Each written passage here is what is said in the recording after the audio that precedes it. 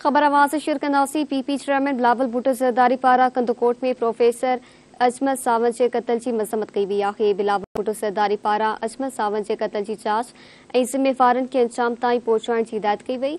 Professor अजमत सावंत इल्म दोस्त शख़्सियत हो। संदसि क़त्ल जी ख़बर ॿुधी सदमो पहुतो आहे। बिलावल भुट्टो ज़रदारी चयो त अजमत सावंत जे क़त्ल में मुलविस वाबदारनि खे फौरी तौर गिरफ़्तार करे कानून जे कटहरे में आंदो वञे। इन जा वधीक तफ़सील मालूम कंदासीं। Chief reporter Karachi Shabbir Lashari line ते मौजूद आहे। जी शबीर, वधीक आगाह कजो।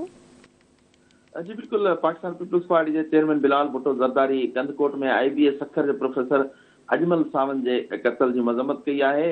PP chairman Bilawal Bhutto Zardari Sindh police के प्रोफेसर अजमल सावंत जे क़त्ल जी जल्द जांच मुकम्मल करे ऐं जेके कातिल आहिनि उन्हनि खे गिरफ़्तार करण जी हिदायत कई आहे।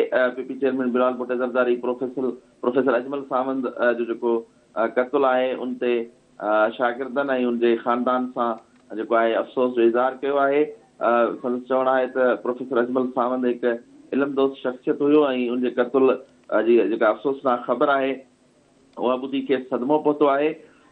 प्रोफेसर अजमल सावंत जे कातिलनि खे जल्दी गिरफ़्तार करे कानून जे कटहरे में जेको आहे आंदो वञे। हिकु दफ़ो ॿीहर असां पंहिंजे नाज़रीन खे ॿुधायूं त पाकिस्तान पीपल्स पार्टी जे चेयरमैन बिलावल भुट्टो ज़रदारी कंदकोट में IBS अखर जे प्रोफेसर अजमल सावंत जे क़त्ल जी मज़म्मत कई आहे ऐं हुन पुलिस खे हिदायत कई आहे त प्रोफेसर सावंत जे क़त्ल अजमल सावंत जे क़त्ल में जेके मुलविस जवाबदार आहिनि उन्हनि खे फौरी तौर ते गिरफ़्तार कयो वञे। जी ठीकु आहे, महिरबानी शबीर आगाह करण लाइ।